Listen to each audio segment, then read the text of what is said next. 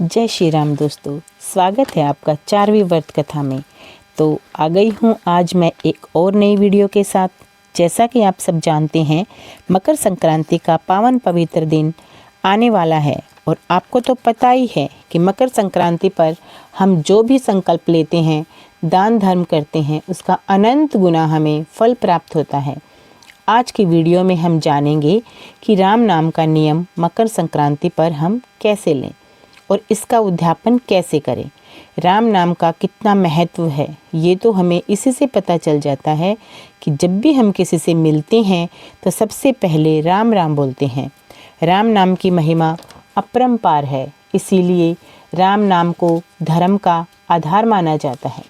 तो मकर संक्रांति से हम राम नाम का नियम लेते हैं। सबसे सरल और सबसे बड़ा नियम है और बहुत ही आसान है इसका उद्यापन करना भी।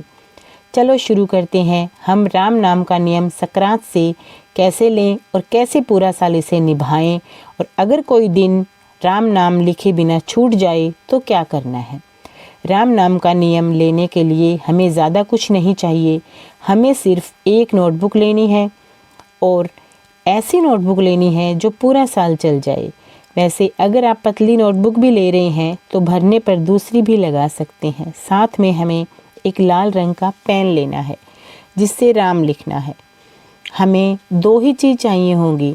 अब हमें क्या करना है, मकर संक्रांति पर के दिन सुबह सुबह स्नान करके अपने घर के मंदिर के सामने जाएंगे, जहां आप रोज़ पूजा करते हैं। वहां पर बैठकर सबसे पहले जो नोटबुक और पेन है वो भगवान जी के चरणों में रखेंगे और हम सभी भगवान को प्रणाम करेंगे और हाथ जोड़कर श्री रामचंद्र जी का ध्यान करते हुए कहेंगे, हे भगवान, आज के दिन से मैं राम नाम का नियम ले रही हूँ या ले रहा हूँ।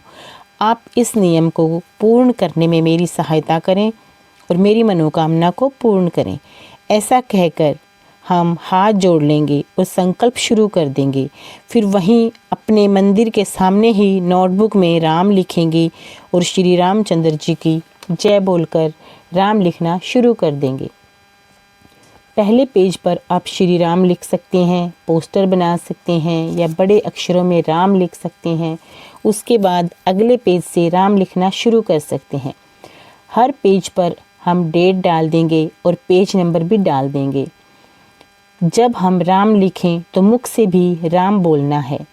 मैंने 4 लाइन में लिखा है, आप अपने हिसाब से लिख सकते हैं। ज़्यादा पास तो नहीं लिखना।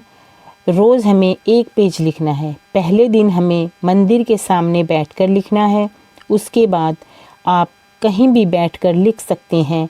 बस भगवान श्री रामचंद्र जी की जय बोलकर लिखना शुरू करेंगे। और हम जो संकल्प शुरू करते हैं वो मंदिर के सामने बैठकर ही शुरू करते हैं। अगर आप किसी दिन लिख नहीं पाते या कहीं चले जाते हैं, किसी कारण से भूल गए हैं, तो उतने दिन के हम पेज छोड़ देंगे। फिर हमारे पास जब भी समय होगा उन्हें पूरा कर लेंगे। हमें पता होना चाहिए कितने दिन हमने लिखा नहीं। हम पूरे 365 दिन लिखना है। अगर नोटबुक भर जाए तो दूसरी लगा सकते हैं। अगली संक्रांत तक जितनी नोटबुक भर जाएं तो क्या करना है। देखिए, ये राम नाम की किताब है, ग्रंथ की तरह पवित्र मानी जाएगी। आप इसे अपने घर की तिजोरी में रख सकते हैं। आप इसे पूजा घर के पास भी रख सकते हैं। जहाँ धार्मिक किताबें रखी हों वहाँ रख सकते हैं। राम नाम का नियम ऐसे लेकर हम अगली संक्रांत पर उद्यापन करना है।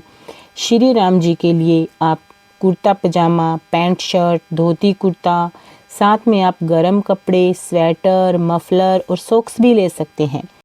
उसके साथ कुछ खाने का भी सामान और साथ में दक्षिणा। उसके साथ हमें एक नई नोटबुक और एक लाल रंग का पेन जो पंडित जी को देना है। इन सारी चीज़ों को पहले हमने मिनसना है।